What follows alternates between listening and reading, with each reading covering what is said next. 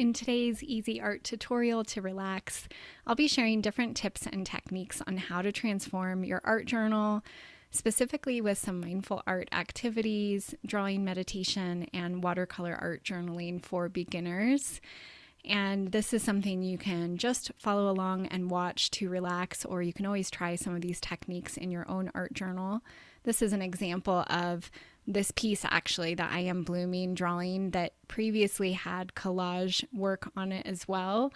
And my cat actually got up on my mindful art studio and had ripped off part of the collage accidentally. And so I found myself at more of a square one with this piece. And so I mention that to say that sometimes we intentionally start over with art pieces, and other times something happens. We accidentally take something off, or in my case, my cat did that for me. And then we can meet the piece again with fresh eyes. Sometimes also these techniques can be great if you have something in your art journal that you don't necessarily love or that you want to transform. And so we'll be talking about different ways that we can approach making new marks in our art journal, and also just the benefits of mindful art activities, of having an art practice where the focus is on the process and not the product, as a way that we can step into more relaxation and more ease in our day, even if we're creating art and exploring that for 5 minutes. So what I'm doing here is I've just begun tracing some shapes that are on the watercolor page already. And just quickly, I'd love to ask if you are enjoying any of the videos here, please like or subscribe. And you can also share this with friends or family that you think might need some de-stressing in their lives these days. So I'm just tracing some shapes that I'm seeing already with the watercolor paint on the page. You can do this with any type of paint in the background. I've just been drawn to watercolors a lot lately, as well as acrylics. I've been calling my name again. And what I love about this tracing technique is it allows me to turn off my brain. I don't have to have a plan necessarily around what marks I'm going to make. It's a great way, especially if you struggle with blank page syndrome or white canvas syndrome, where everything is a complete blank canvas and you haven't started yet. If it can be difficult for you to begin, or if you ever get stuck and you're not sure what marks to make, that can be a really fun and simple and easy technique that can help as far as how to transform your art journal and just how to begin. And usually what happens that I notice for myself and for my students is once you start making those marks with the tracing, then other things automatically come to mind.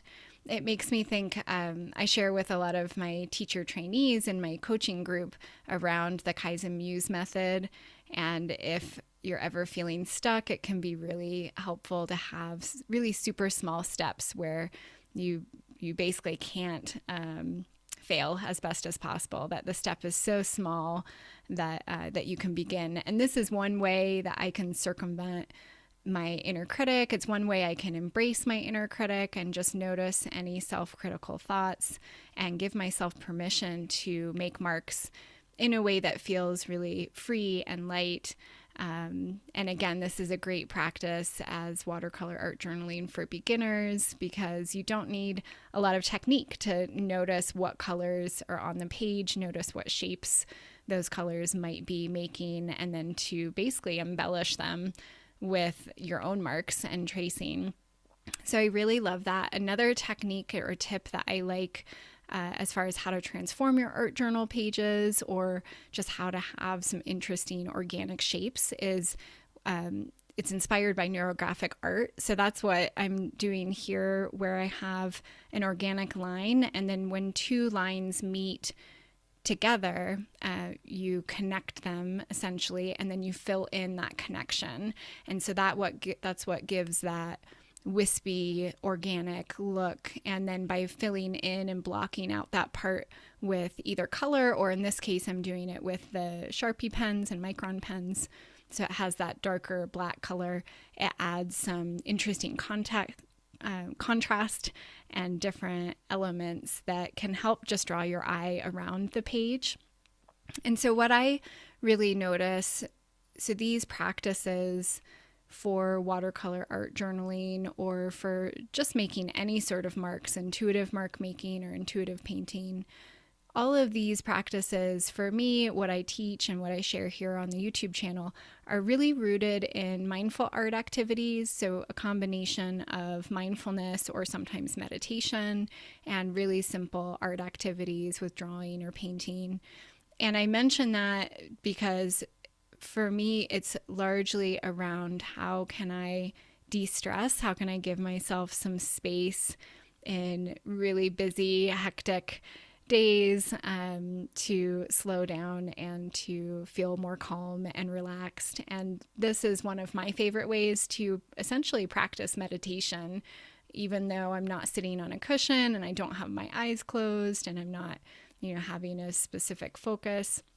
There's lots of different ways to practice meditation, and I have done a lot of seated meditation in that way over the years. But I find mindful art activities or approaching your art journaling as a meditation can feel really easy to step into. I notice sometimes our mind will still naturally wander.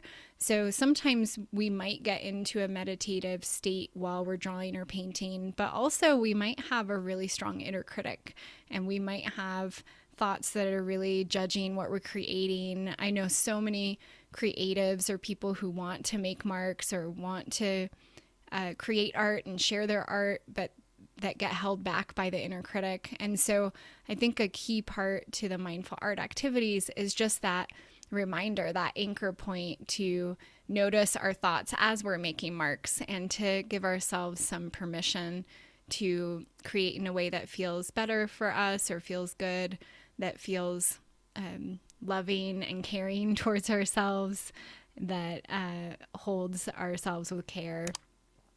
And so that's just something I like to really emphasize. So there's lots of different ways you can make patterns and marks. I have on my Pinterest channel as well, I have some Pinterest boards for inspiration with different types of intuitive mark making.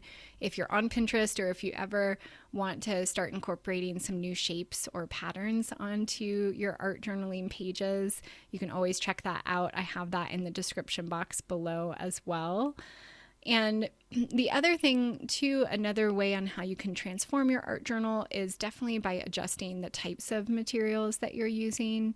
So I'm pretty limited in my materials on this piece. I just have the watercolor paint that's already on the page, and then I have the micron pens and the Sharpies. And you can see I have that Jelly Roll white pen. I did try it, but it didn't really show up very well. And so there's a level of experimentation that I love that can come in, and a large part of that experimentation can come through the materials that you're using. So there's sort of two different sides to that. I think sometimes you can have a lot of variety just by using different materials, whether that's through painting or drawing or collage. And then other times I notice for myself, if I have too many materials, it's almost like analysis paralysis. I have too many choices and options. And so instead, what I'll do is I'll really limit the types of art supplies I'm using, especially for that one particular project or that one art journal. And if I'm focusing on how to transform your art journal or my art journal in that case, then I might be really selective about the materials I use, because it just takes one element off the plate, again, to kind of free up my mind. And one of my professors, when I did my MFA about 10 years ago, I remember they would often talk about creative limitations and how creative limitations can actually help to free us up. It can help to free up our creativity, the same way that having some marks on a blank page can help us to begin. If we limit some of the options, then it's almost like driving down a road and you can start to see different signs. But if you never start down the road and you're, in the parking lot, you're not seeing all of the different signs as you go down the path to then make choices or take turns and go on winding roads. And so I see that just along the same lines. It's a nice way to get started and to have a bit of a roadmap. So the other thing that can be really fun that I had already done before starting this art journal page actually is to add text. If that's something that you don't normally do, it could be interesting to explore. Or if you already add text, you might want to explore journaling either through, I often will use journaling questions or prompts where it's just the first part of the sentence and then I'll fill in the rest. So that can be a really interesting way that I notice for myself and my students, that we can kind of dive deeper into some of the marks we're making. And with mindful art activities also, especially my Mindful Mandalas class and that process, it takes us through how to make meaning of our marks with a process I created with 4 steps. But I think it varies, what really serves people and what you're interested in. And we don't always have to make meaning from our marks. We can just enjoy the process. So the other thing that I'm doing here on this page is I'm noticing what I had previously. So if you are focusing on how to transform your art journal and you want to embellish what's already there, I did that not only through the paint, but also the marks that were there. So I already had lines. And so I'm just extending those lines out. And also noticing how I can fill the space in a different way. So when I first had the collage papers removed off of this, it was really spacious. It was mainly just that watercolor paint with the I am blooming, and there wasn't much else within that mandala or circle. And so I'm playing around with how can I fill different parts of the space. I'm doing all of this within a circle or a mandala, but depending on how you're working on your art journal page, you might be going all the way to the edges. So playing with space can be really interesting as you go all the way to the edges or even across the seam or across the fold, depending on the size of your journal. And I just want to mention mandala as well, in case you're not familiar with that term. Mandala it just means circle is what it translates to. And there's a lot of history behind mandalas. That's not how I'm practicing a mandala here. I'm mainly using the circle as my creative limitation, as my container, so I can start. And I often will do that. I think that's largely why I really love working with mandalas, is because it removes part of that blank page syndrome of trying to start and figure out, where do I go from here? I have a whole page. Instead, I have a circle on a page, and I know I'm drawing or painting or creating within that circle. So that's just something that I really love. And so you'll see me do a lot of mindful mandalas. And I would love to hear too in comments if you have a way that you start your art journal or you start a painting or a drawing. If you have any go-to favorite tips or things that really work for you, especially that you've been using lately, I'd love to hear that in comments. I just love hearing what everybody else is doing. It's a great way that we can learn from each other and also just connect. And I notice that I have some go-to things that I always use, and then I'm constantly changing things out.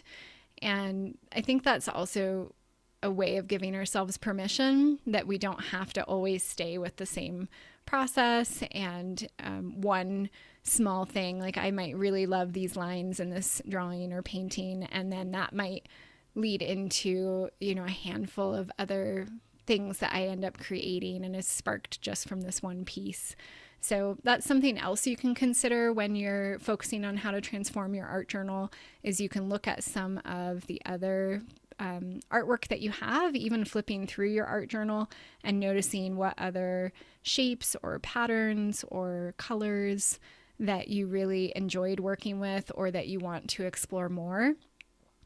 So you can do that through their Pinterest boards or through your own artwork or even some of your favorite artists.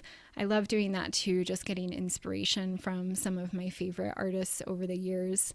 So you can see the old one here, and then with the collage and comparing it to the new one. So I hope this easy art tutorial to relax was relaxing. And if you want to see more like this, you can check out one of these videos here.